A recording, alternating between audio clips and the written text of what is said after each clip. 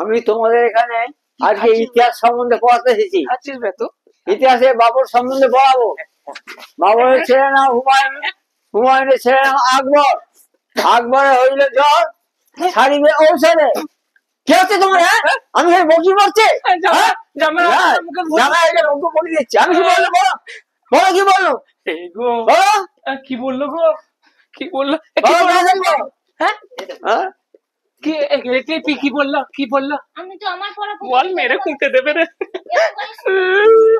কি বললো? বাটি সাবান, বাটি সাবান। কি বললো? বাটি সাবান বল, বাটি সাবান। বাটি সাবান স্যার বলবো? হ্যাঁ বলো। আমার মনে হচ্ছে বাটি সাবান। তাহলে